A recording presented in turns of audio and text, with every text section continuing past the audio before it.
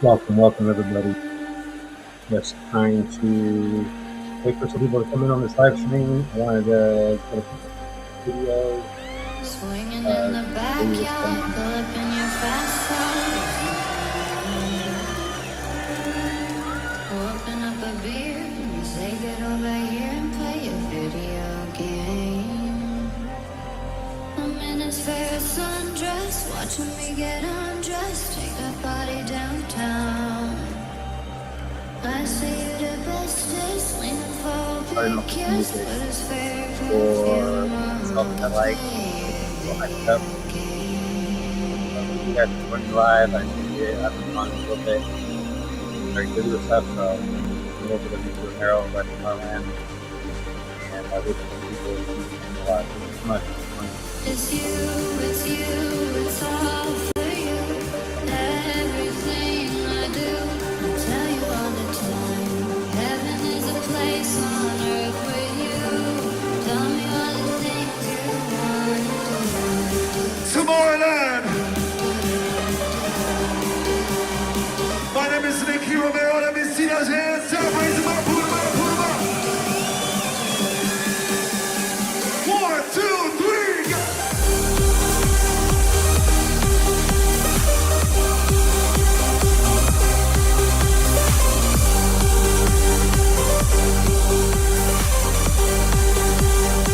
Everybody sing, hey! Oh.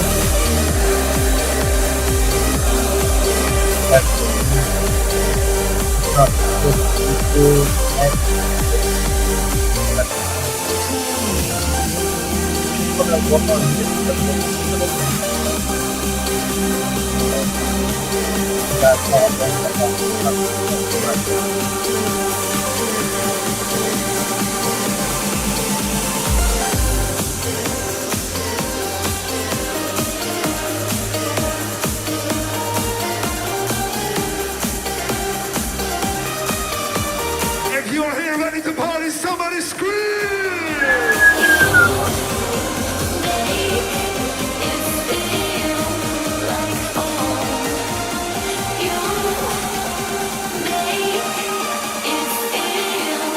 Put 'em up, put 'em up!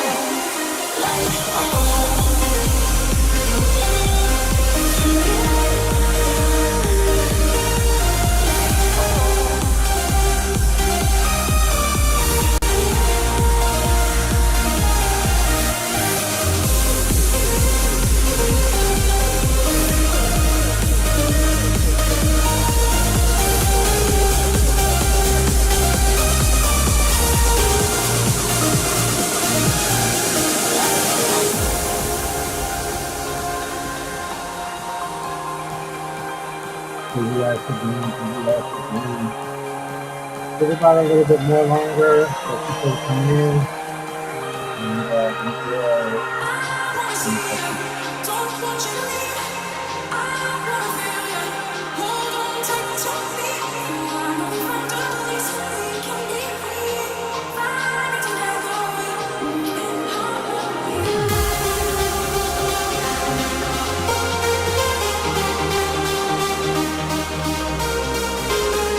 Yeah. No matter where you are from, this is Tomorrowland. This is where we unite. I want to see those flags up. Raise them up. Raise them up, raise them up. Make some noise.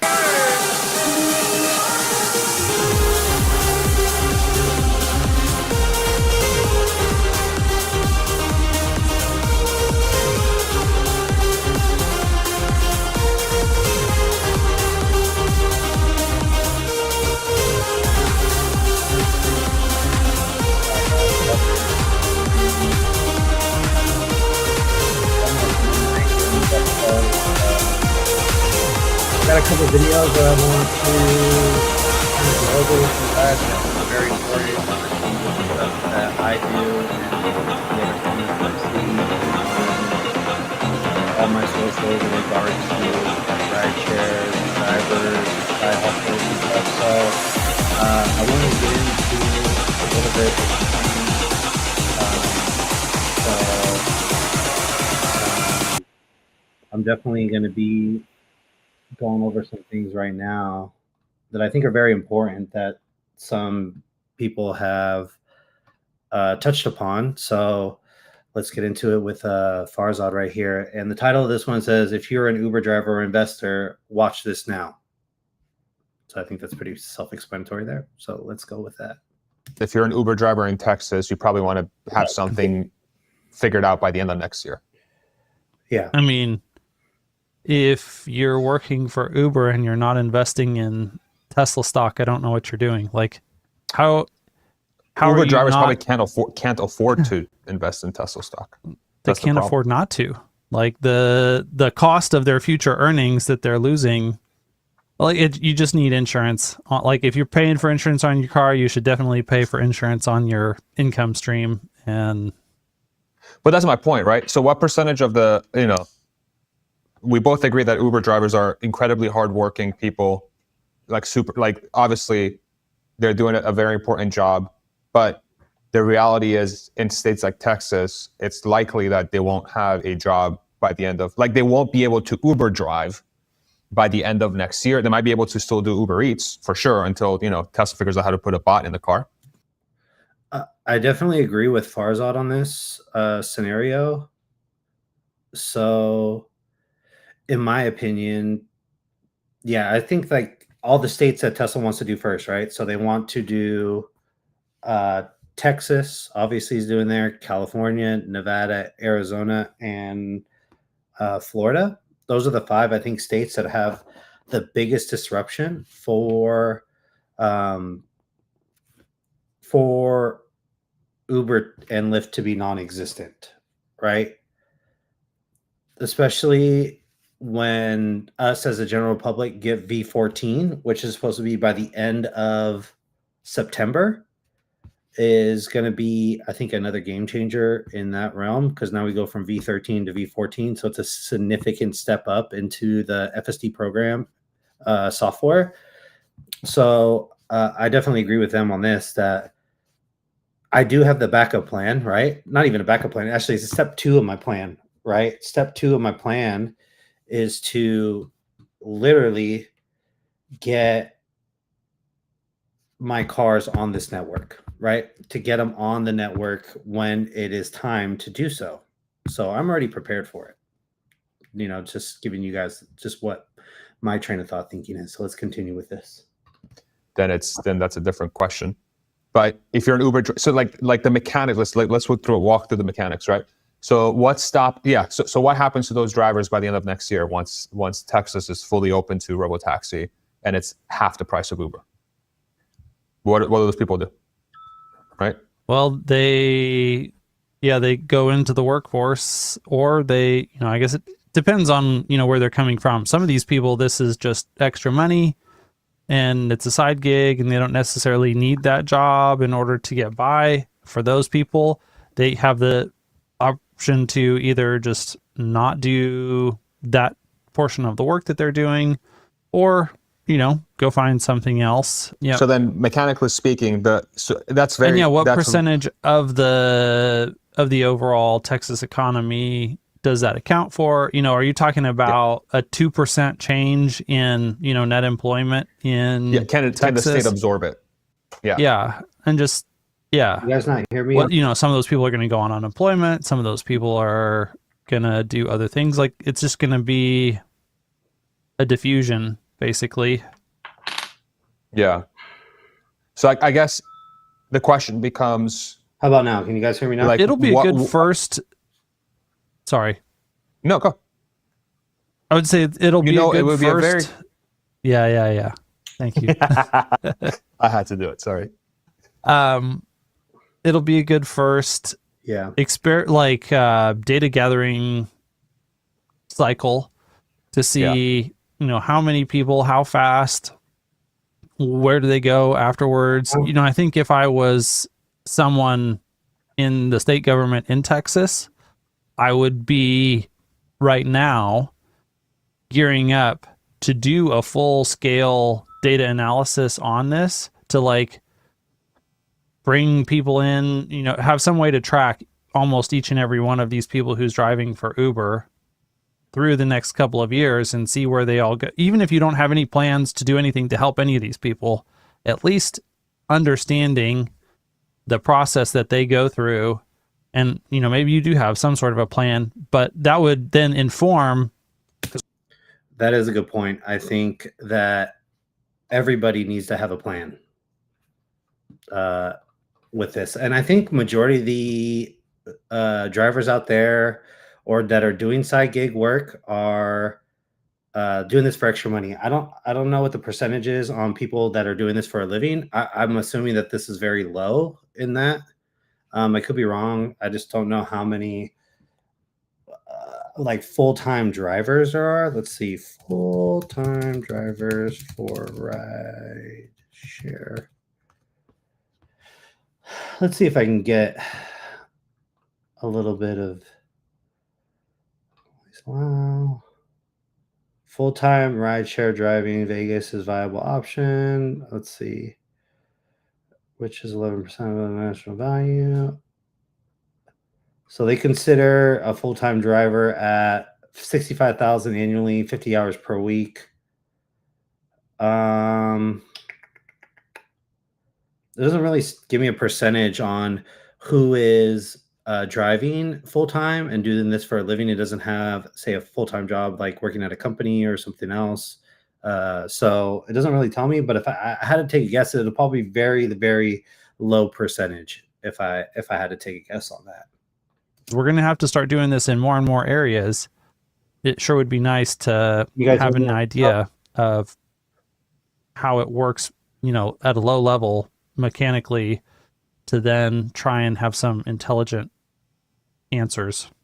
Yeah, that's actually a really good idea. It's like literally track the head count as it transitions away from Uber driving, like hauling people from point A to point B, how each one of those headcount, like what fields or industries do they go to? Like, like it's almost like it becomes such a great proxy for every other state, because let's say Uber drivers like the flexibility. Yes. They can sort of make their own hours, right? They're comfortable in social situations. Okay, so flexibility in social situations. They're willing to take on a relatively risky job. You know, driving is not. Yep. You know, it's like 40,000 people die in the United States. You know, if you're a woman, you're especially vulnerable. Exactly. As an Uber driver, especially on like weekend nights. So it's not a risk-free job at all. So like that's sort of a profile of the individual. What kind of, so like what can't happen, and this is sort of my fear, what can't happen is that, okay, so a state has jobs available, but these jobs are a clear downgrade when it comes to the well-being of the individual when they transition out of the job that we're doing that was disrupted by AI. So like just having jobs is not good enough. That is true. I think there is definitely going to be a lot of disruption going on, and you can move from one job and then that gets overtaken by AI, right? I mean, around the corner, it's just that's how I think it's going to be, to where, let's say, a rideshare driver or a food delivery driver or a medical carrier driver gets replaced by all these autonomous vehicles that are coming our way here pretty soon. Then it feels like they just might hop from job to job. This is why I think it's very important to definitely get almost in a safe sector, right? A safe sector to try to be in. I don't know which sector that would be in. Like, for example, like me would be maintenance, right? That's, I think, a safe sector for now, because it's just very complicated, right? I mean, you can diagnose a problem, but can, say AI or humanoid robot kind of, grab a small screw in an awkward position underneath, say, like a conveyor, and get that screw or a nut bolted in. I mean, that's just there. I think there's very much of a complication to say that my job is pretty safe for the time being. That's why I have these cars, in order for me to get a little bit ahead of the game, right? We got to be ahead of the game. It's always the thing, is that we have to be ahead of the game, especially with this fast moving economy. And we're definitely moving into the industrial revolution area of our time, which is AI, when it was back in the industrial revolution in the late 1800s, early 1900s. Okay. So my thoughts on that. That's my big fear. It's like, okay, is the job an improvement to what they had? Yeah. Because if it's not an improvement, this whole thing goes to shit. Oh yeah. The whole thing goes to shit. I mean, it's not because like driving for Uber is a great job. So it is hard but there to are worse have jobs, it be. bro. There are worse jobs. I mean, there are worse jobs, but it's not like a ton worse jobs. It's subjective. One of the things that I mean, what other jobs would you take? I mean, farming needs help. Hard labor needs help. I think there's multiple industries that do need help, but are you going to do those jobs? That's the thing. Are you going to do them? And I don't think a lot of Americans are going to do those jobs, right?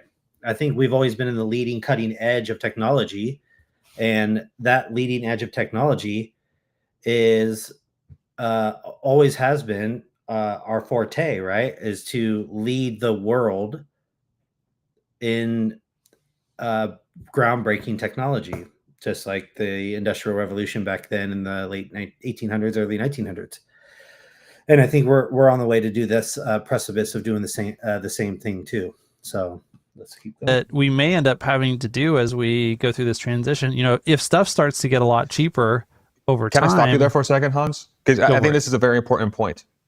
You can't say that there are not that many worse jobs, because that is a completely subjective take from the individual. And that's why this whole thing is going to be so messy, right?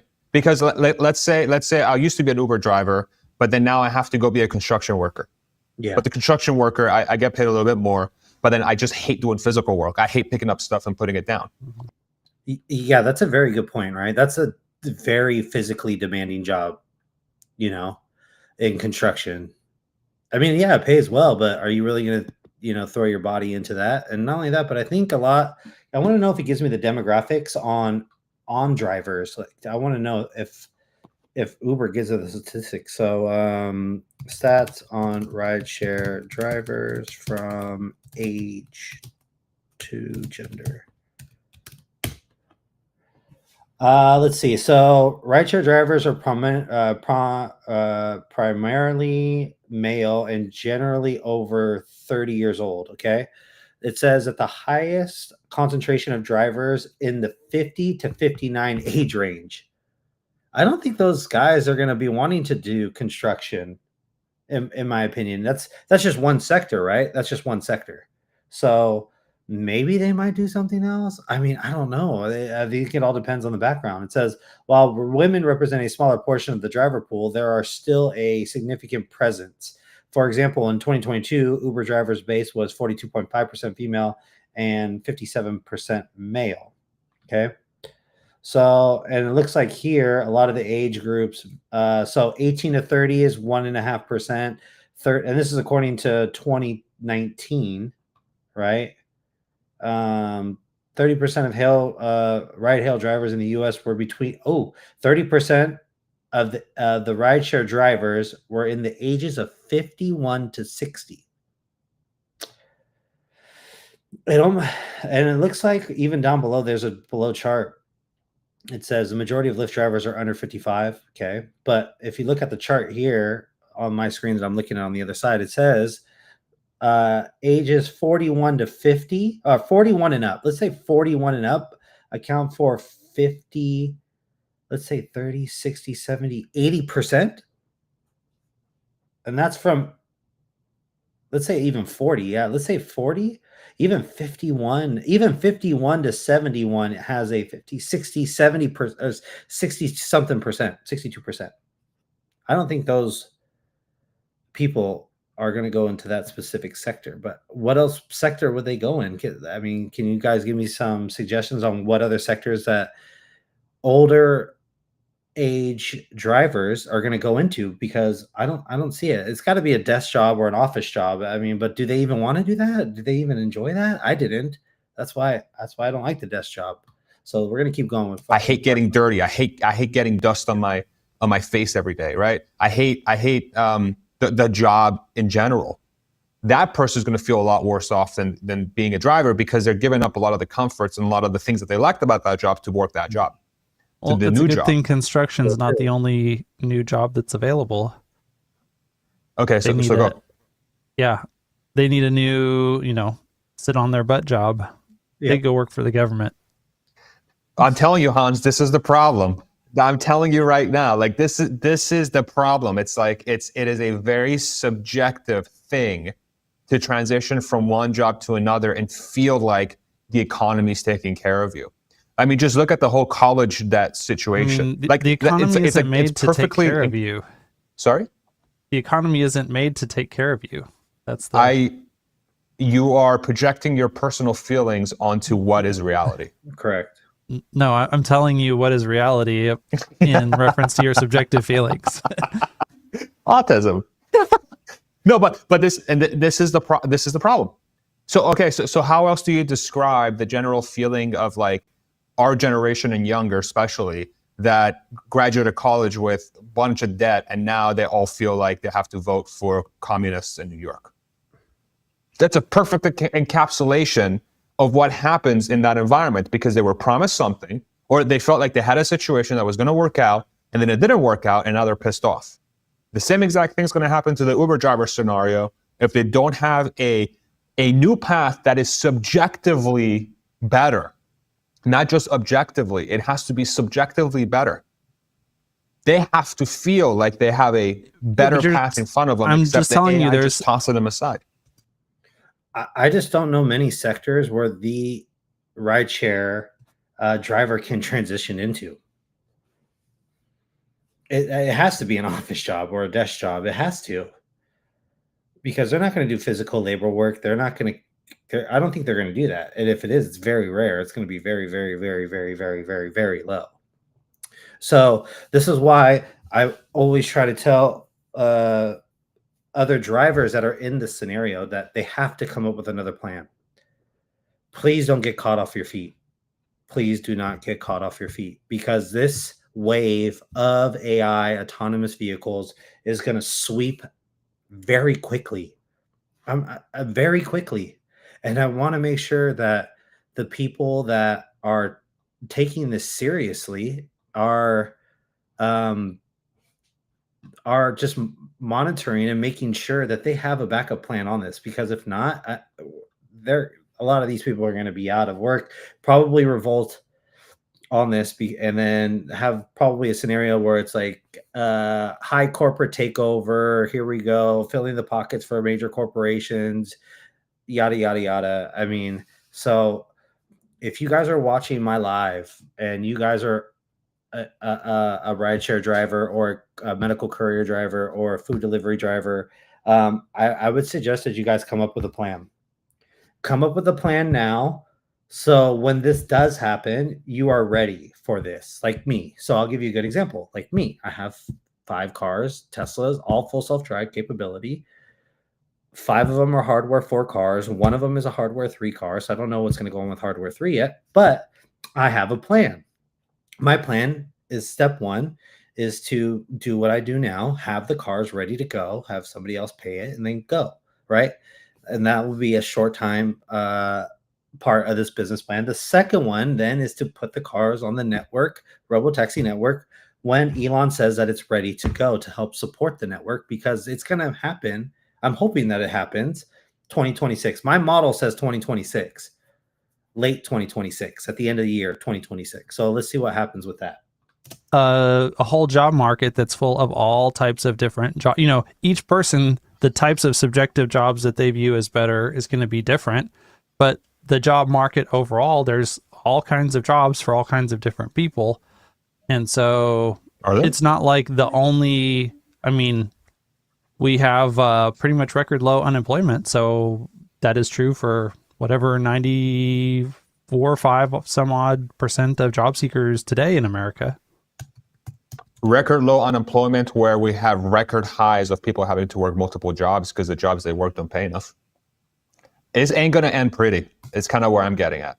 I don't have confidence that this is going to end well. Sorry, I shouldn't say end well. I don't have confidence that the next 10 years are going to be a net positive. I think the next 10 years are going to get ugly. I It's think gonna that's get ugly. likely. Yeah, I would agree with that. Yeah. More than likely. You know, it's not for certain, but definitely going to be.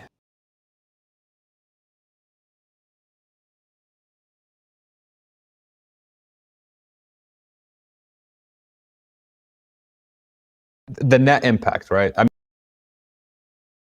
it's going to be good. It's going to be very good. To be in a privileged position to be able to do that in the first place.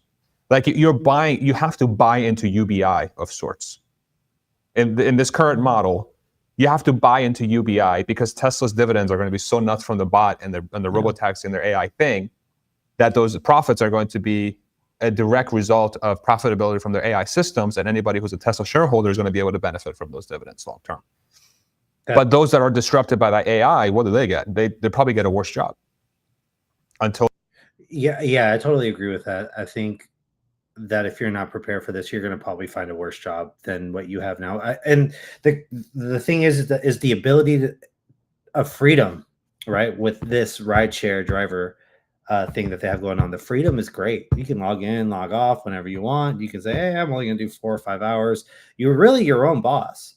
You know, I mean, it's kind of hard to go from being your own boss to maybe being somebody else's boss, or that you find another niche or another side hustle that'll make you last a little longer, but then make sure that it covers whatever you're doing for bills, right?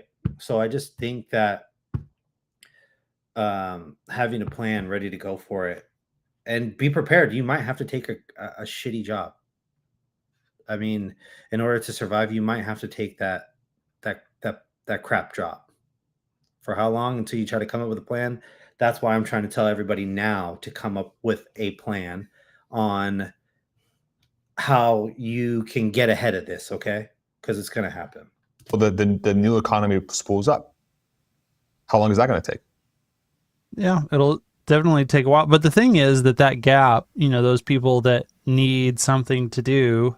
Florida. So here's my spicy take. I think we're actually going to have to lower the minimum wage, not raise it. Yo. That as How but as rideshare or a side hustle. productivity Thank you for proving my point. in services and goods and services explodes, you may actually be richer in real terms on a lower minimum wage than you are today. So like, you know, your $5 may get you. So what Hans is talking about here, I think it's very far into the future with that, right? That's like maybe 10 years, if I had to take a guess. He's talking about humanoid robots, right? Being in factories and making things, right? And that we could have a hyper abundance of goods and services to where it is super cheap. I always give the cereal analogy, right? Let's say a box of cereal costs $5, but then you have humanoid robots that are in the factory making that cereal for us. And so instead of it's a $5, maybe now it's only $1, but you have so much of it that you don't have to worry about running out. And it's just so much that it just stays at that price, at that low price. That could actually help everyday Americans, right? But then you start to fall into this dystopia that I've had, right? I've had conversations with guests in my car about this crazy dystopia to where you have a hyper abundance of goods and services, but they're all by humanoid robots, and now we don't have jobs. So we have a universal basic income, right? So now we have a universal basic income. Some people are just prone to work, and that's like their life is, or that's how they made themselves who they are, is from work, but now they don't have to work. So it almost seems like they're missing a big fulfillment in their life. So that's kind of where we're heading when Hans is talking about hyperabundance in goods and services right there. Like a sit-down restaurant meal in a not too distant future. So walk through that. So your hypothesis is, even though real wages will go down, there's going to be massive deflation on the things that people care about. That's your argument.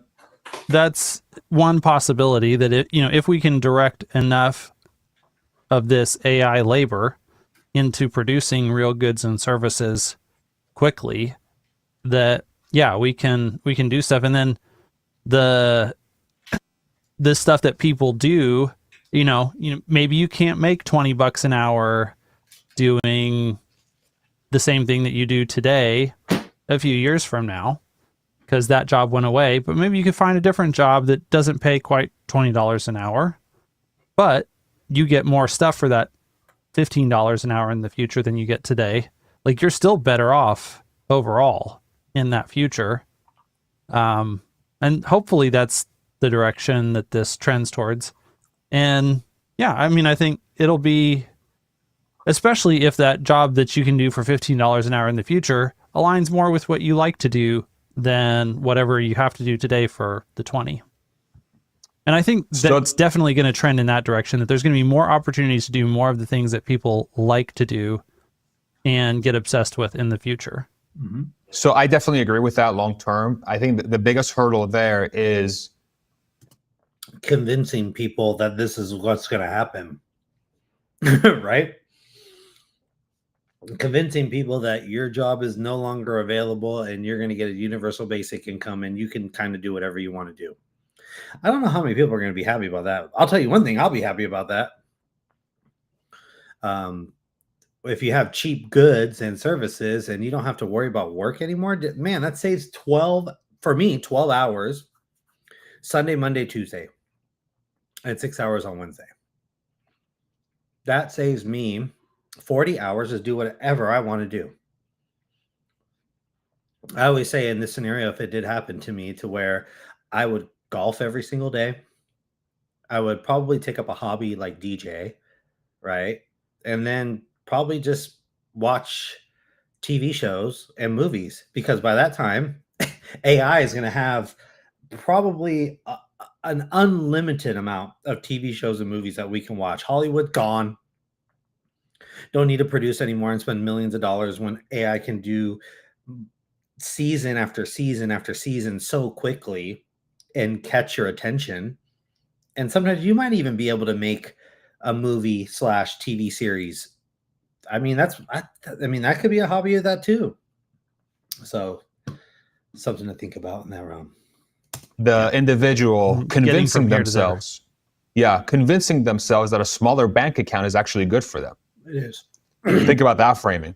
Well, I just don't think people pay close enough attention. That's my hopeful thing on this. Like, people don't realize today that they, that they're spending most people don't even realize that they're spending twice as much today on groceries as they were just a few years ago.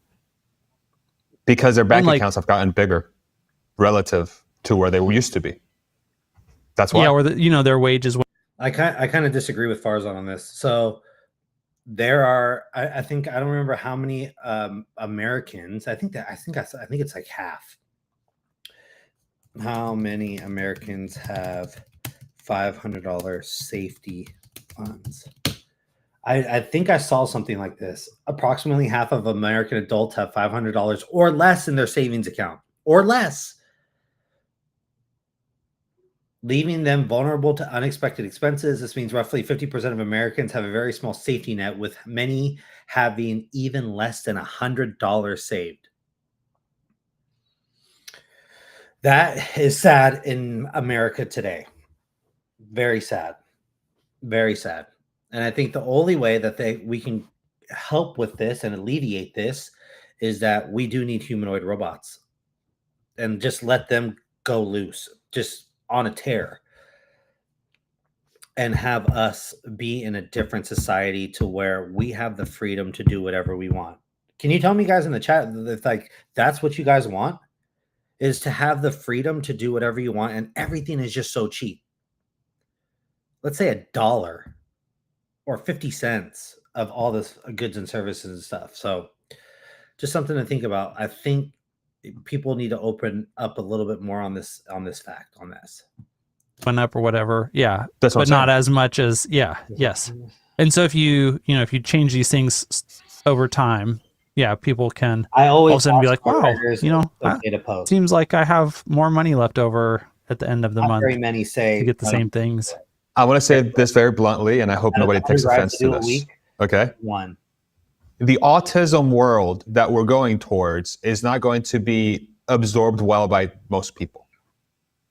The very logical conclusion of, hey, just because you might be getting paid less and your bank account might be smaller, but look at how much cheaper everything else is. I don't think that's going to be absorbed well because people are going to be like, yeah, but my bank account is smaller. Yep. This whole time I've been working so hard to make enough money, okay? And now I'm getting paid less. I'm telling you, bro, that's the hurdle. So like UBI can't come in the form of, like this is like, you know, people will go like, well, this is some World Economic Forum. When Farzad says UBI, that's Universal Basic Income. Just so you guys know that abbreviation, Universal Basic Income. Okay. Type shit. You know, like you'll own nothing and you'll be happy. You'll get paid less, but you'll be happier. Good luck fixing that. Good luck selling that frame. You get paid less, but you'll own more, and you'll be happier. Yeah, yeah. So it's like the real question becomes here is like how wrong are we? Like versus the actual, and this is where the comments would be super helpful. So if you're all watching this in the Nick, audience, let us know what you think in the comment section here. Which one? Like, This is the hard thing about the singularity is that, you know, your ability to predict what happens in the future basically goes to zero because there are so many different things that are all interacting at the same time, making it more complicated. Because, you know, at the same time you think about, well, things could get cheaper. Yeah, well, then there's also governments that are printing lots of money and inflating the currency back up. So maybe it is the same. Maybe it's more. I guess because Uncle Sam. I guess the question becomes is like, what percentage of the population is their happiness and being content? Can you guys tell me in the chat? Do you guys want to have, a good example, a universal basic income, and that where all your goods and services are cheap and you don't have to work? And everything is covered. Your rent, your electricity, your water, your cable, your whatever the case may be. Everything is so cheap that you have the freedom to do whatever you want. Is that something that people think about wanting to do? Like, for example, do you enjoy going to work and being there 40, 50, 60, 70 hours, how many hours per week? I mean, I mean, with the amount of savings that I have, plus even more probably coming just because I work so much, that is something that I'm open to where you have a hyper abundance of goods and services, and it's freedom to do whatever you want. As I said, the things that I would do is I would golf every single day, 18 holes. I would go to the gym every single day or 6 days a week. I have 1 day off for rest. And then I will take up a hobby like a DJ. And then the fourth thing would be definitely watching TV shows. As I said, TV shows and movies with my wife. Right. So a long range all wheel drive is preferred. I really like to keep it as a lease to begin with, just to test it. Nick, that just all depends, right? It depends on what you want to do with your car, right? Are you going to keep the car? Let's say, if you, for example, if you didn't lease and you say you bought, are you going to keep the car and put it on Robotaxi Network? If not, then a lease is probably the best way to go. Because in my opinion, I think what Tesla's going to do with their leases is not have any more leases.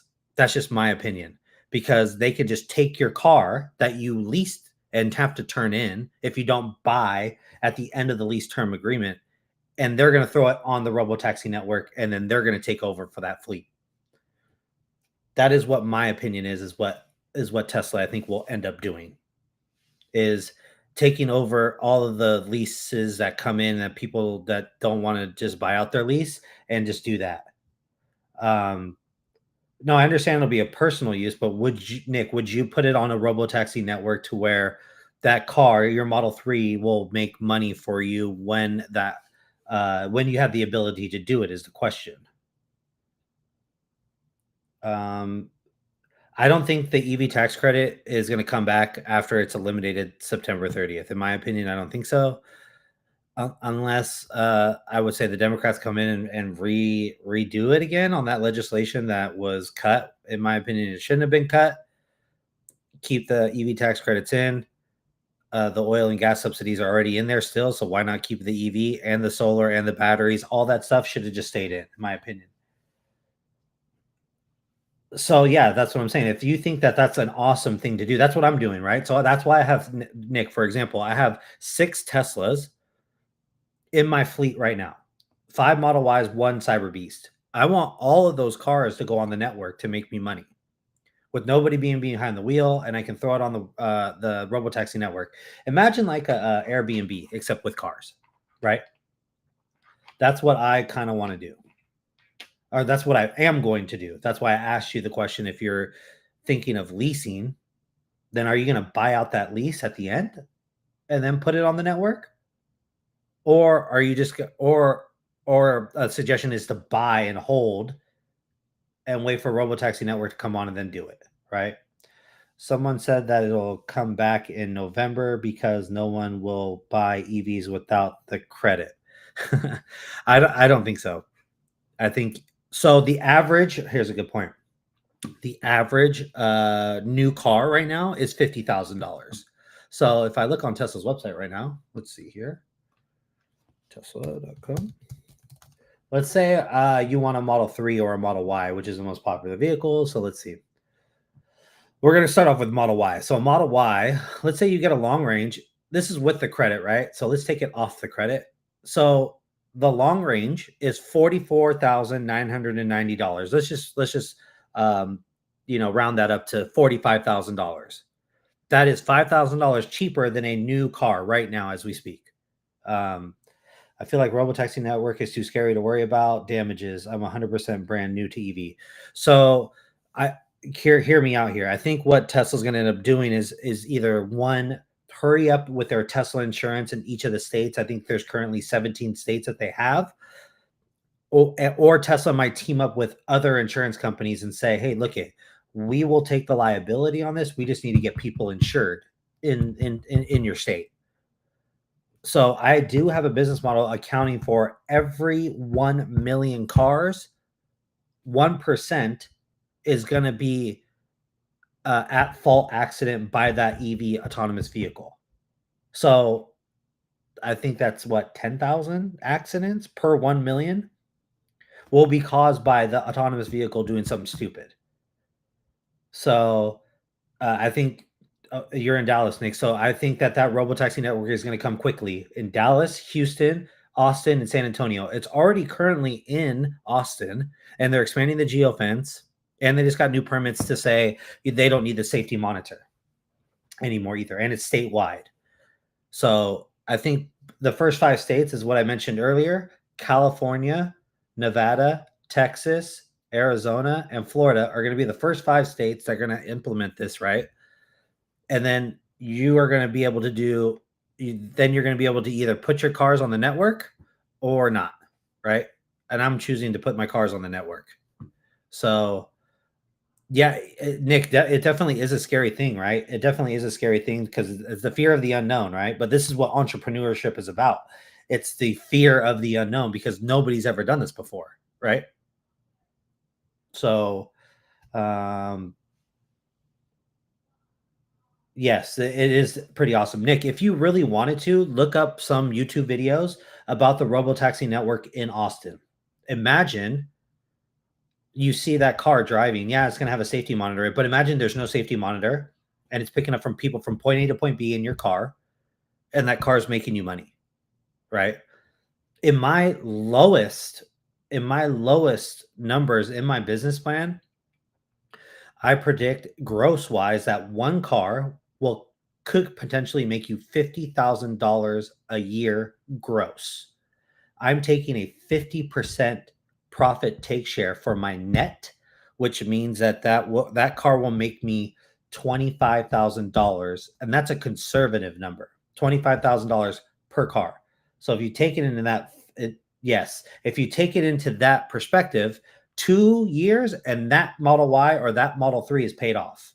And not only that, now you got a fleet getting to more and more cars. And now that 2-year span, that car is paid off.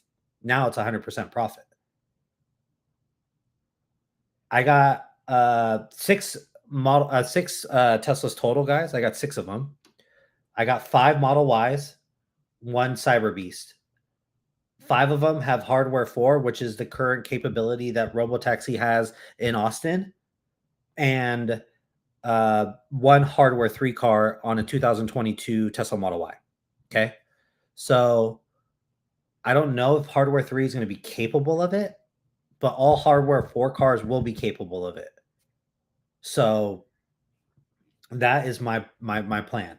That's why I have those 6. I'm trying to get 2 more, maybe even 3 more by the end of September before that tax credit goes away. Trying to get me at least to 7, 8, or 9 cars in my fleet ready to go. Because this is just one part of my step that they were talking about earlier, is what are you going to do with your cars at this point? Well, it's being rented out, so I don't have to worry about that. Yeah, my referral code, Nick, is on my main page. It's under, let's see here. If you go to my main page on my TikTok, it's right there on the referral code. And that's $500 off for you, and then $500 for me to use in their Tesla store. So thank you for using that if you do use it. But yeah, the Model 3 is definitely good. I have only all-wheel drive cars, so except for my Cyber Beast, right? That's 3 motors. But I mean, if you can get away with just having a long-range rear-wheel drive, either Model 3 or Model Y, that's all you really need. To be honest with you, that's all you really need. I couldn't get the cars at that time because it wasn't available to me. So now that the next 2 or 3 cars, if I do end up getting them, will be long-range rear-wheel drive, just because there's more range. And the difference on the range between a Model 3 and a Model Y is 30 miles, 30 more extra miles. And Nick, in my opinion, Nick, I would suggest that you get the Model Y, because currently the Model Y is at the Robotaxi network in Austin. That's what they're going to use first. So that's just my opinion. I like the Model Y because it's more roomier. Americans like bigger cars, so I think that's the way to go. If not, if you want to get a Model 3, go ahead and get it. It's just awesome that you'll be part of the EV family. So let's get back to the video so we can get some more comments in. And feeling like they live in a stable society, how much of that is derived from how much money they have and how much money they make? Yeah, this sounds really good. And of those that do feel that way, that their size of the bank account and how much they get paid is directly correlated to how happy they are about the civilization they live in, is that a big enough percentage where it causes a threshold, where it crosses a threshold where that society collapses because those people revolt? I'm going to take this transcript and put it in Grok so it can tell me what it thinks after we're done. Yeah, it is. I mean, that is the risk. That's why Elon is scared. That's why he's going to Mars. Yep. Out of here. I mean, maybe the fact that we're not having any kids makes, there's going to be less humans to fight over the stuff. Today, let's talk about Tesla stock. We'll take a look at it based on both short-term technicals and also long-term growth viewpoints. There are many different kinds of investors, and no one is necessarily right or wrong. Some believe that valuation matters, and timing the market to get the right price is important. So that's the first video, right, that I have done. The other one is going to be solving the money problem with Stephen Mark Ryan, so you guys can take a look at what his comments are, so we can kind of go from there on the next screen. So let's see.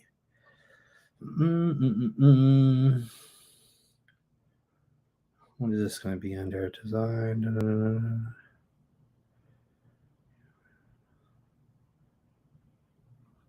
Let's see what this one is. Yep, this is the one. Okay. This is explaining the difference between a institutional investor that doesn't really have their ear to the ground to hear things, and an investor like me who is aware of this technology. So let's go ahead and just listen to this guy. What we got? A lot of interesting discussion happens over on X. Gary Black is one of my favorite windows into the thinking of traditional investors, particularly when it comes to Tesla and autonomy. Today, we're going to read this thread. Gary posts, when will Tesla remove safety monitors from Austin robotaxis? It will be 2 months next week since the Austin robotaxi launch. Tesla likely can't go higher until investors see clear progress on unsupervised autonomy, management's promises notwithstanding. And meanwhile, Uber, as in stock, continues to hit new highs. I will continue to get Teslas, right? I would still continue to get Model Ys. Model Ys are already being on the robotaxi network as we speak in Austin in the Bay Area. That's all they're using. So that's why I'm going to continue to get them. No Model 3s. No Model 3s, no Model S's, X's, Cyber. The reason why I got the Cyber Beast is because I wanted to flex. To be honest with you, I wanted to flex. So, but I would definitely start getting now, in my opinion, this is what I'm doing. The next cars that I get will be long range, rear wheel drive Model Ys. That's it. Rear wheel drive Model Ys. That's all you really need. Uber up 54% year to date versus Tesla down 18% year to date, as Uber remains best positioned to take advantage of the shift to unsupervised autonomy. So predicting what a stock will or won't do is pretty high risk business. That said, Gary believes that Tesla stock likely can't go higher until quote unquote investors, typically the kind that wear suits, see clear progress on unsupervised autonomy. And I believe what Gary is suggesting here is, say, for example, the people in Austin who are sitting in the passenger seat doing literally fuck all while the vehicles drive themselves around. Many traditional investors don't have enough imagination to imagine if they disappeared tomorrow. And therefore, while there's somebody sitting in the passenger seat doing approximately fuck all, they can't actually watch the vehicles themselves driving from point A to point B intervention free. Therefore, just wait and see. Now, this is one approach to investing. It's called miss the fucking boat every time. Now, I'm not hating on Gary. I think his reasoning is actually probably on point. A lot of deep-pocketed, big institutional investors, money managers and so on. Oh, there's somebody in the passenger seat. It technically doesn't count as a robotaxi yet. I need to wait until the person disappears from the seat. But as I've said in the past, I really do believe investing is about identifying opportunities before they're obvious to everybody. And it's crazy enough as this sounds, once Tesla does remove the person in Austin from the passenger seat who's doing nothing, then it may become obvious to people, oh, there's nobody in the vehicle other than the passenger. Therefore, now it's technically a robotaxi, even though they could have watched videos of these things or taken a ride themselves and seen the actual capabilities for the last almost 2 months. Now, regarding the comments about Uber, not the stock or Tesla, who cares what the stocks are doing over the short or even medium term. But Uber remains best positioned to take advantage of the shift to unsupervised autonomy. This, to me, is a fairly remarkable statement.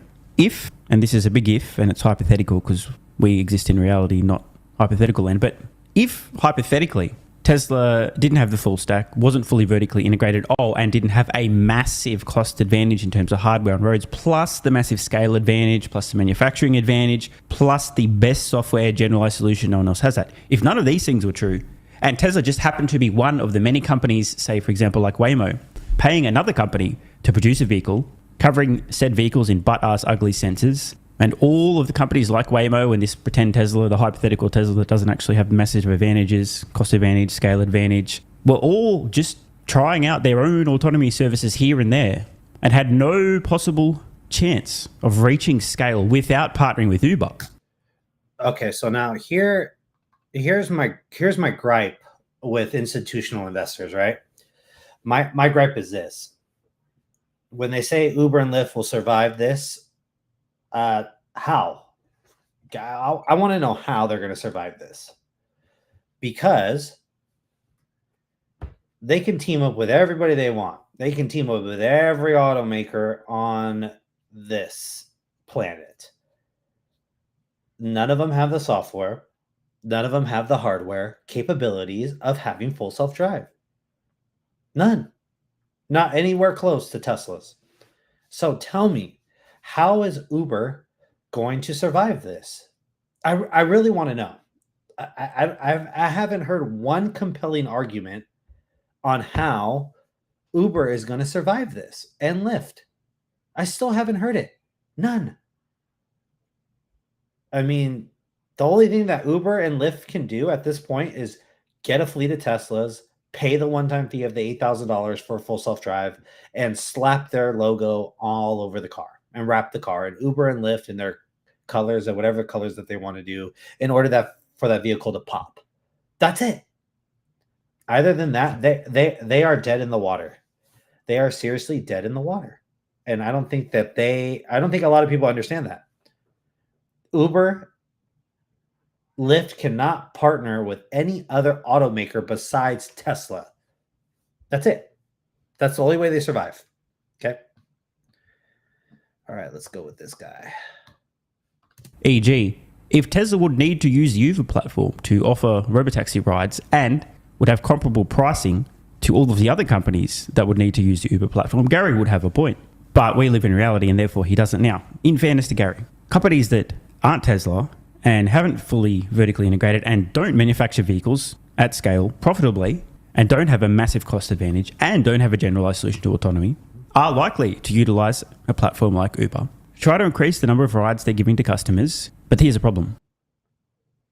While this is happening, while the dinosaurs are clamoring to get on the Uber platform, Tesla's going to be scaling their own fleet of autonomous vehicles with a massive cost advantage and price as competitively as they can without wait times becoming too absurd. So I think a more correct statement would be Uber remains best positioned to take advantage of all the companies desperate to scale their own robotaxi fleet with massive cost disadvantages while Tesla puts them out of business, and therefore many partnerships will be announced, but all these companies are ultimately fucked. Of course, the counterpoint would be I'm just a deluded Tesla fanboy and I can't see clearly, but I still have yet to see anybody show the math how any company that isn't Tesla is going to be able to compete with Tesla on cost per mile for their robotaxi service. And if none of these companies will be able to compete with Tesla on cost per mile for their robotaxi service, just like today, there's not a single company at all, even in China, that appears to be making any money selling electric vehicles except for Tesla, then I only see this ending one way. Tesla takes the lion's share of the profits here. A few companies carve out a niche. Let's see how many companies are in China. So let's see here. EV, I think how many EVs are in China? How many EV companies? EV companies are in China. In China, the electric vehicle maker is large and competitive with around 100 active EV brands, while there was once 500 EV brands at one time. So now there's only 100. All those 99 out of them are not making money. They're not. Only one making money, Tesla, is the only one that's making money. So BYD, I don't think is making money. I could be wrong, but let's just say, for example, BYD is. Okay, BYD and Tesla. Those are only two. Very big different companies because BYD does both battery EV and hybrids, and they lump them up as EVs for hybrids, which is stupid. So let's go. Positioning themselves as super high-end, ultra-premium, charge enormously above what Tesla is for cost per mile and have a very tiny market. But Tesla eats up the entire opportunity. But again, back to Gary's point. He truly believes that Tesla stock probably can't go higher until investors see clear progress on unsupervised autonomy. I would also add that, tacit in this statement is the fact that today, quote-unquote, investors can't see clear progress on unsupervised autonomy, even though, we've got hundreds, thousands of end-to-end trips, videos everywhere, people in Austin and elsewhere. We can watch what the software is doing. We can see the rate of progress. A couple of years ago, this stuff, constant supervision, ready to intervene at any moment, lots of interventions. Today, barely any, if at all. The progress is there if only you open your eyes and use your brain. But of course, as many of you guys know, in the traditional investing world, it is literally illegal to demonstrate any courage. Testicles are banned, you see. So if you go out on a limb and say, well, I can actually see footage of these things. I've seen people in them. I've seen the vehicle drive itself, point A to point B, zero interventions, 2 miles, 5 miles, 10 miles, 50 miles, 350 miles. LADS overshoots go. I can see what the software's doing. It doesn't matter whether or not somebody's sitting behind the wheel doing nothing or in the passenger seat doing nothing, or they're tied up in the front doing nothing. I can see the actual software. I can see the progress. This is obviously working. This is obviously going to scale. It's obviously a generalized solution. This is a big fucking deal. But it's illegal to have that level of courage on Wall Street because you'll get permanently banned for participating in your industry.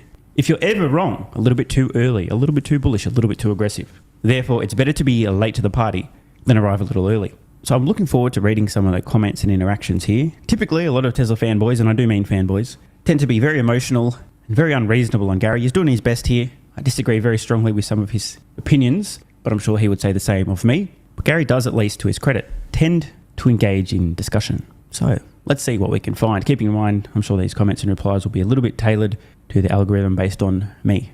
First comment I see here is from Jeff, Very Large Brain Lutz. Shout out to Jeff, who says, how does removing safety drivers impact time to volume deployment and time to peak revenue? Hint, the question goes beyond basic surface level observations. Gary responds with a lengthy one.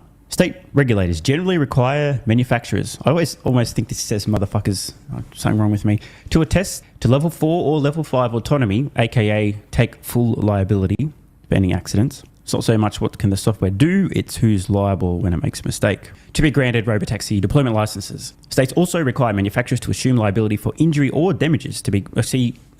this is essentially the same thing here. So far, Tesla has only applied for autonomous testing permits. To me, if Tesla vehicles require safety monitors in every vehicle, it's an acknowledgement that they aren't yet at level 4/level 5. Now look, it's obviously worth paying attention to safety monitors and or a lack thereof. I hate it when they use this chart. There's one chart that's out there where it has a whole bunch of companies that are on the autonomy level, but they have Tesla dead last. Now, here's my argument to that. If you drop a Tesla vehicle and any other EV in there, can that car drive you from point A to point B if you type in an address into your user interface and go? No. Only one car can do that. One car. That's a Tesla car. Based on vision only, cameras, and training by neural nets, AI. That is the only way and the only company car that can do it. Nobody else can.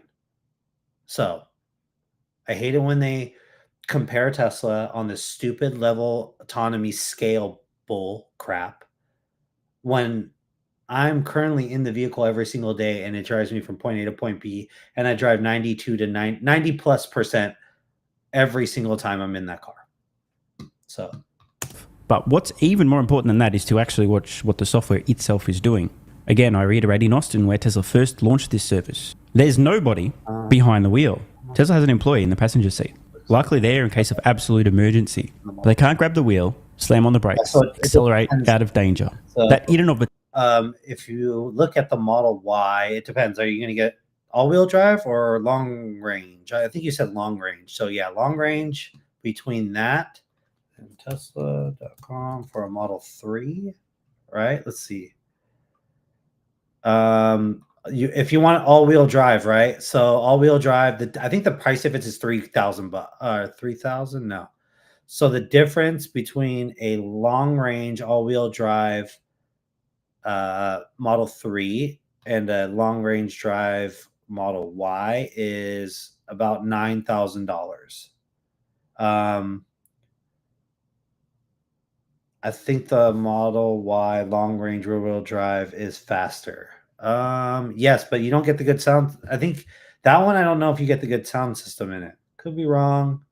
I mean, the sound system's okay. I mean, I haven't been in the long-range rear-wheel drive, but if you do use a long-range rear-wheel drive compared to long-range rear-wheel drive Model 3 to a Y, it's still about $10,000.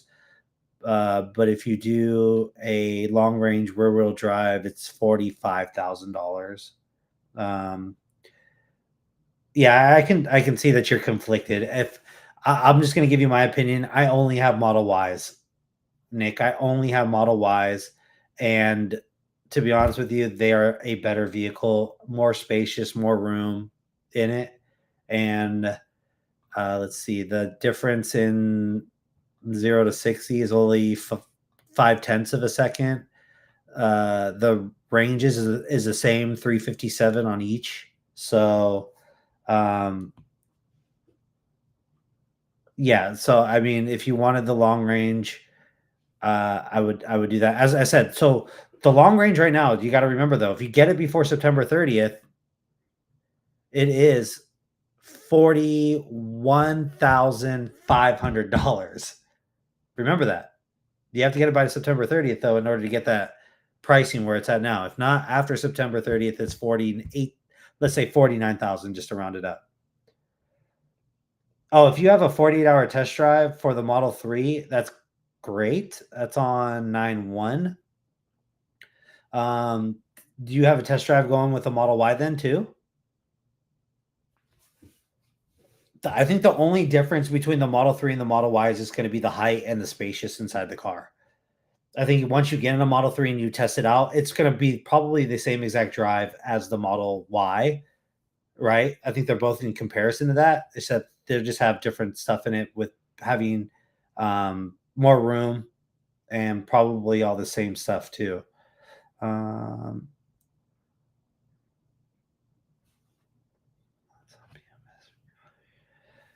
Thoughts on BMS recalibration? I think that's for battery management system, I think, or service. I don't know much about that recalibration. I don't really know much about that. I've never done it before. To me, I just charge at 80%, try to get my battery, just keeping it there as much as possible. I do 100% when I go outside a long distance, like to LA or back to the Bay Area. So that's all I can have thoughts and opinions on the BMS recalibration. Never had any issues with that, with my cars, with that. So to me, I just think it's just something that's not even on my mind, low on the totem pole. So yeah, Nick, shoot me a DM and let me know which one your thoughts and stuff on that too. So that would be awesome because I really want to know what you end up going with too. So let's get back to the video. Itself showed Tesla's confidence in the capability of the software.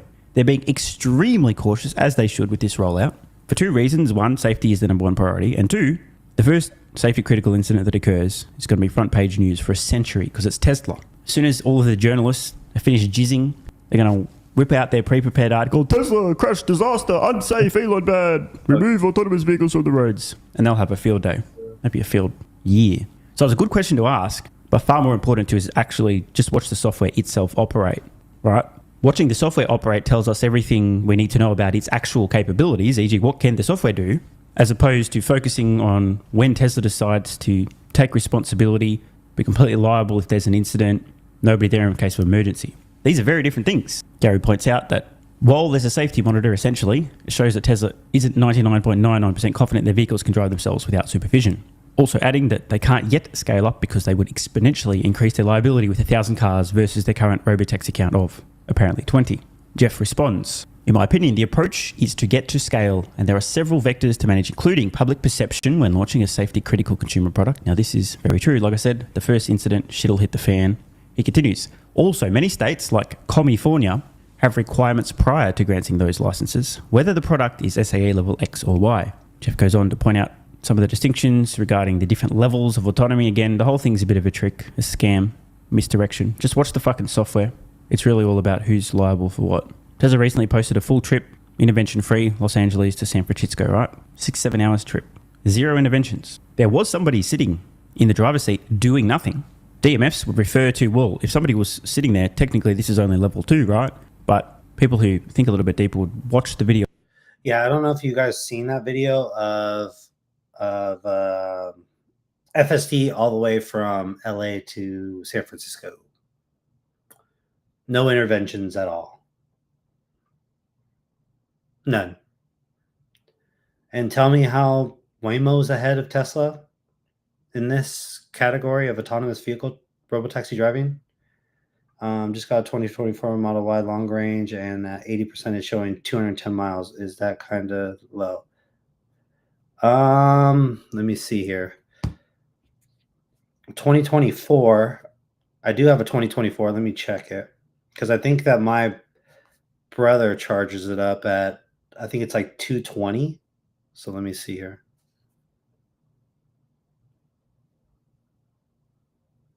So my other cars is a 2024. They're both 2024s. At 82%, he's at 215 miles. So that's about right. Let's see. Yeah, they're both about the same. I think it's King James. Yeah, so King James. That seems about right because I'm checking on my other cars, and one says 82% at 215 miles. So I think that's about right. 22,000 miles on it. Yeah, my other cars have 50,000 and 100 and something thousand miles on it. Okay, so that's now that's a different story. 20-inch wheels, you're going to lose some range. It's not the 18s. So if you got 18 inches, it'll probably be like 220, 225, 230 maybe if you had the 18-inch wheels on it. So those 20-inch wheels, because you have 18s, 20s, and 21s, I think, for the performance have 21-inch wheels for the rim size. So I think that seems about right with your 20-inch wheels on it, because my other one, they both have 18-inch wheels. So just maybe that gives you some reassurance too. So you actually have a bigger wheel or bigger rim, and you get as much miles as my 18-inch wheels, long range drives, 2020, both 2024s, model wise. So that's pretty good. That's pretty well done. I would consider doing the 18-inch because then you'll get more mileage. So if you can, I would say go for it, because it's definitely a better ride. Remember that, better ride. It's definitely a smoother ride for that too. So a smoother ride and longer range if you go from a 20-inch down to 18-inch wheels. So just giving you a heads up on that. All my cars, except for one, my 2022 has a 20-inch wheels. It was a mistake. I should have just stuck that 18.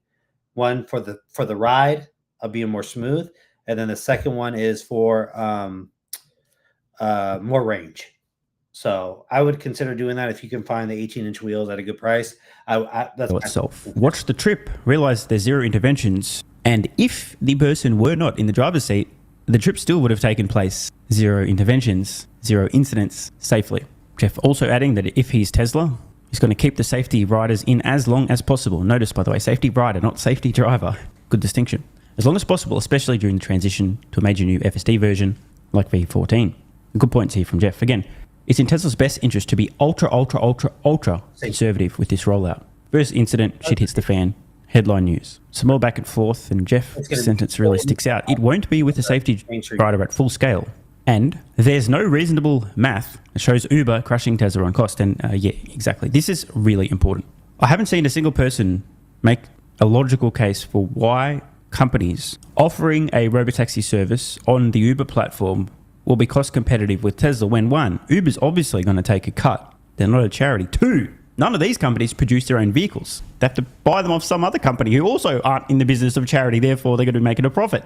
And even if these companies were manufacturing their own vehicles, Tesla's the only company on the planet who actually makes a profitable electric vehicle at scale. No one has been able to explain to me how any of these companies will sustainably compete with Tesla on cost per mile. Now, they won't. It's that simple. And I'm trying to educate everybody on this, that Tesla is the leader. They have a substantial lead, actually an insurmountable lead, to where nobody will catch them. None. I don't care who you are. There is no, as in what Stephen Mark Ryan said, a no catch up to Tesla button. There's none. There's absolutely none. Tesla will reign king for the foreseeable future in both EVs, autonomous vehicle robotaxi, and humanoid robots. One, because they got the data. The data is insurmountable that they have, right? They have a crap ton full of data that nobody can compete with that data at all. Nobody can. Okay. So we're going to keep going with this guy. Caveat. If Tesla's goal were to milk maximum profits over the short term, and it wasn't to accelerate the world's transition to sustainable energy, Tesla could actually charge quite a premium per mile, make stupid profit margins. And in a situation like that, some companies offering a comparable service, even if their hardware costs were massively higher than Tesla's, could, in theory, charge a comparable price per mile and make a very small profit, but only if Tesla's intent was to milk maximum profits. But their mission statement makes it extremely fucking clear, brother, that They will drive their cost per mile down as fast as possible because it's directly in line with their mission of accelerating the world's transition to sustainable energy. More miles in electric vehicles equals less miles in internal combustion engine vehicles, directly in line with their mission. It is so obvious that Tesla will drive their cost per mile down as fast as they reasonably can. They will make a profit doing so, but they're not going to maximize profits. They're going to maximize miles driven in electric Tesla robotaxis. Again, please refer to the mission statement. So to Jeff's point, I've yet to see the math. It doesn't exist. That's why a logical argument how these companies would compete with Tesla in that situation. They can lose money per mile for a while, but at some point, you just got to pull the plug. All right, back to the post. Let's read some more of the comments. Kyle asks, Gary, sorry to ask, serious question. Can you explain how Uber gets to full autonomy? I'm struggling to understand because they don't have any vehicles as such and no data from vehicles. See, this is what I'm trying to say. This is what I'm trying to say. Why does Gary Black think that Uber has the ability to be autonomous vehicles? So this is going to be interesting because I said this earlier on how which they don't own. In addition, do they train any AGML? Yeah, so Kyle's question here, Uber themselves, obviously, I mean, Gary definitely wouldn't assume that they're going to be solving autonomy themselves. So let's see Gary's explanation here. Through Uber's multiple fully autonomous partners. And here we have a screenshot with Waymo circled. Uber partners, Waymo, WeRide, Pony, Baidu, AV Ride, Neuro, Aurora. We get the picture. Lots of logos of companies who are attempting to and or have quote-unquote solved autonomy. Let's also circle all the companies here today that make their own vehicles. Oh, wait, it's awkward. We've got Tesla over here. And then of the companies that make their own vehicles, oh, wait, it's only Tesla. Which of them actually makes them profitably at scale? Oh, that's only Tesla. Okay, so that's interesting. And which of these companies already has massive scale? That would be Tesla. Which of these companies produces thousands of vehicles per day globally? That would also be Tesla. Which of these companies has a generalized solution to autonomy? That would also be Tesla. This is getting rather awkward. Now, again, to be clear, and to Gary's point, these companies, I mean, there's got to be lots of partnerships announced. I don't care about partnerships. I care about, can any of these companies on the Uber platform sustainably compete with Tesla's obviously rapidly declining cost per mile? And the answer is no.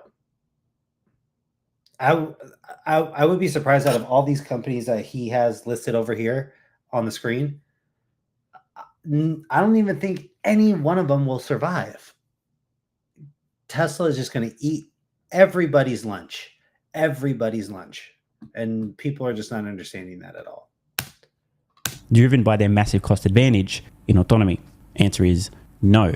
A few people seeming to be confused by Gary's comments here, thinking that he was suggesting Uber themselves will be solving autonomy as opposed to partnering with companies who themselves are trying to solve autonomy and will offer their services on the Uber platform. Just remember, the more partnerships involved, the more messy, and everybody wants a cut. I found one skeptic in the comments. It is impossible, strong word, to remove safety monitors. There are too many interventions. And yeah, tell that to the robotaxis in Austin. Doesn't even have anybody behind the fucking wheel. And Tesla does not have any other risk mitigation. I can't imagine. Texas Department of Motor Vehicles, yeah, would allow it. Bro, they're operating robotaxis in Austin right now. There's nobody behind the wheel. Tesla's an employee in the passenger seat. Oh, wow.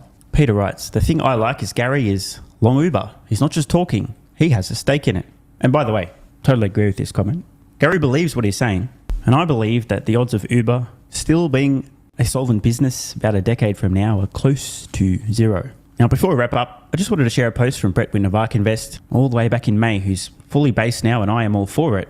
After discovering Waymo's new robotaxi upfit facility, e.g., they get a vehicle from another company, they pay a fuckload for it, and then they cover it in butt-ass ugly sensors. Right, that's where they do the butt-ass ugly sensor outfit. The upfit facility. Waymo's new robotaxi upfit facility is set to produce 2,000 units this year. Wow. That's as many as Tesla produced checks notes today. Checks notes again before lunch. Oh, shit, dude. I've made this argument many times, but it's worth emphasizing. Even if Tesla didn't have a generalized solution to autonomy, even if they didn't have a massive cost advantage for the actual hardware, both of these things are true though. If the only thing that Tesla had in terms of an advantage was their ability to produce as many vehicles as Waymo's new facility will do in a year, in the first half of a fucking day, if that's the only thing that they had in terms of an advantage, their ability to mass produce autonomous capable vehicles at a rate not 5 or 10, not 20, not 50, more than 100 times faster than next best. If all See, there's just so many variables that Tesla just has advantage of. Scale, right? Currently, Waymo was using the Jaguar I-Pace, which they are not using anymore because they discontinued the car. So they're going to use Lucids now. So that's going to take time to place those LiDAR sensors all over the car, then get data, and then map out with HD definition, then have LiDAR to bounce it all off and map it all out. That takes time. Scalability, Tesla has the cameras ready to go for vision only. There is no comparison on the scalability. And Stephen made a good point. Even if Tesla didn't have full self-drive, the scalability is ridiculously better than Waymo's $20,000 a year. Okay. Well, other things were equal, and Tesla had just this one advantage, they would still win. Do you understand? Want more content? Early access? A bunch of perks? Click the links in the pinned comment. AG1 is awesome. I've been taking it daily now for... Okay, so that's that one. Okay, road to 700. I want to do one more tab on the road to 700.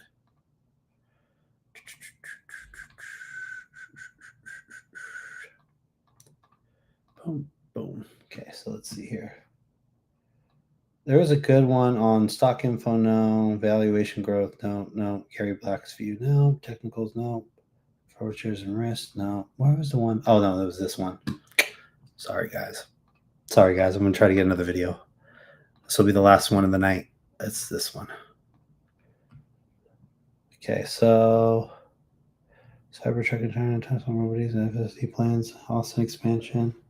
Okay, so this is going to be a good one right here. So this one, Robotaxi and FSD. Here we go.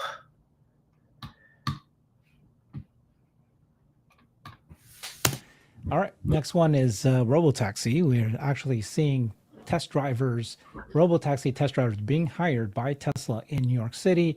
They're recruiting them. This is something we already seen before. Queens, New York, this time it was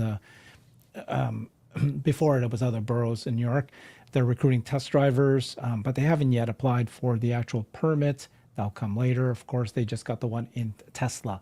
So in addition to here it is. Yeah, so Waymo has applied to test its AVs in New York. That application's under review. Again, it's wonderful that Waymo is ahead in this case. Let them be ahead, getting those permits, and then once they do, it's pretty simple and easy for other autonomous vehicles to do the same thing, including Tesla. And then, of course, FSD, Tesla keeps dropping these videos everywhere. There's now operating in 9 major cities, 8 countries worldwide, both left-hand drive and right-hand drive in Europe and the Pacific region. They showed videos in Amsterdam, Paris, Rome, Berlin, Madrid, London, but also Melbourne, Sydney, and Auckland.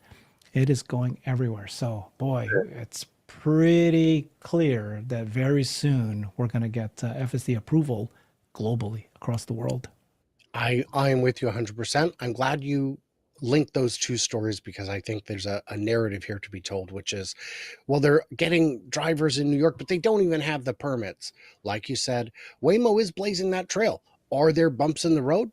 Don't know, but Waymo's going to find out for us, and that'll make it easier. Second mover has a tremendous advantage if you're stepping right behind the lead guy. In NASCAR, you could be the car in second place, and all that means is you're burning less fuel to go just as fast, and you're only 100 feet out of first place. But they're doing it all wrong. It'll never work. It'll never be approved. Okay. Let's back up, because the same people were saying FSD can't work outside the US. It's been trained and overfit for the US. But you just showed me a list of countries where we've seen demonstrations of it working flawlessly. And maybe not flawlessly, but certainly as well as it works in the US. It'll never be approved outside the US. Well, we know from a year ago now that that's simply untrue. And we're seeing the list of candidate countries expand every few weeks. So the idea that they're going to forget to dot an I or cross a T is a little bit ludicrous. And if it is, you just resubmit it with the I dotted and it's all fine. So these are big moves that will create a very wide competitive advantage. You and I were at lunch a few weeks back. My friend Casey was with us, and he asked you a very good question, which is, okay, so for FSD, Tesla's clearly in first place. Who's in second for a car that I can buy today? And you and I looked at each other and we're like, second? Oh no. I don't think there is a second place. There isn't. Because everybody else has, at best, adaptive lane keeping. I mean, Ford Blue Cruise tries to be as good as autopilot, which is included for free, even though Ford charges for it, but it just isn't. Yeah. This idea that FSD is available in all these countries, 8 countries, 9 major cities. This is just the most recent FSD, So you got Waymo here testing it out in New York. Great. You could do it in New York, but can you use a Waymo in all these 9 cities, in these 8 countries worldwide? Can you just plop it in there and see what happens? You can't. No. So If you look at Waymo's ever expanding map in Austin, you'll find that they are absolutely playing a game of not even catch up, but keep up. Yeah. And well, yes, but Waymo does And they- way more rides and Yes. great. I don't care. Tesla thinks that the real demonstration is showing that it is not a geofence so much as a logistical fence. And Waymo's Nice. is absolutely a geofence. Yes. If they were able to expand the way that they are in Austin, because Waymo is trying to keep up, outpace Tesla for the size of their geographic coverage area in Austin, why aren't they doing it in other cities? They have other cities. And the answer is because they can't. When It's Tesla exactly. revealed their San Francisco map, Waymo didn't jump and say, oh, we're going to beat that. They looked at it and said, that's too big. We can't. That's Well, to be fair, that's a ride-hail service that Waymo could, if they wanted to do that as well. but they can't. And I'll tell you why. They don't have cars. They don't have the cars. They can't just flip a switch and get double the cars. If Tesla wishes to add Again, scalability. 5,000 more cars next week, they can add 5,000 cars. Yeah. Absolutely true. Okay. So that is I think that the expansion in the Bay Area, I think, is trying to get to 100 cars, and that's ride hailing, which means that there is a driver in the seat of the driver's seat, just monitoring, because it's one part of, I think, 3 parts for California regulation. So first one is that you have a driver in the driver's seat, right? Then you have, let's say that starts to go well. Then you have we move on to the second step. And the second step is actually moving from the driver's seat to the passenger seat. Now you're a safety monitor, what currently in Austin is going on. And after that's done, connect enough data, California regulators say, okay, now that's good. Now you can be just like Waymo and have nobody in the car and we're good to go. So just giving you guys a little bit of background on that. it's fun. We're watching this expand quickly. Just a reminder, everybody, Tesla just launched in Austin on June 22nd. It's not even 2 months yet. Next week will be 2 months. Next week, right? June, July to August. It's not even 2 months yet. And in 2 months, we've already seen all this expansion. And Waymo's been in Austin for like 150 plus days or something like that. Like, it's just crazy. So that's okay. That's okay. We'll see what happens. But we're watching Tesla go global in their FSD, go global in Robotaxi. Even though it's like little pieces here and there, we'll watch it go. One thing that Herbert and I do is follow social media. We follow all the news on Tesla, but we follow social media as well. We look at the criticisms, the skepticism, and we evaluate its legitimacy. And sometimes you will see something that says, like in 2019, we saw people saying the convertible bonds are coming. If Tesla's not above a certain share price, they're going to need to come up with $1 billion. That was a real fear. Now I assumed that they would renegotiate it. Didn't matter. The share price was above that. But when you look at something like Robotaxi, the fear, uncertainty, and doubt being spread by typically brand new accounts on social media with very few followers, typically 100 to 150 followers, no profile picture. Though that's where you find the talking points, the things that someone wants us to believe about Tesla. And those accounts have gotten crazy. They veered straight into lunatic territory. And the reason is because they're scared. They can see that this is happening and that it is now unstoppable. They're doing anything they can to poison the well before it's evident to everyone that this is real and it works. Yes, that's a fight. Okay, so the other thing that Elon is doing, or Tesla's doing, is actually implementing AI throughout Tesla, not just the Grok in the cars. And here's one of the great accomplishments by the Tesla AI team. Well done, Raj. We've integrated an AI agent with personalized content to support on below. Okay, account setup, shop, charging, insurance, service, ownership transfer, referrals, expanding to lease and financing by the end of the month. So you can answer questions related to lease term, payments, and transfer and buyout. I think this is going to be the big one. Really not just answering you questions that's found in the manual, right? Instead of opening up the manual, reading it, but actually answering you real questions that are. So that's kind of like the videos that I wanted to show you guys tonight. So I just trying to emphasize all the stuff that went through, right? So Tesla's expanding. We went over the first video with Farzad saying, hey, I think rideshare drivers or gig workers in that sense of using the car for everything, it should be try to figure out what you're going to do next.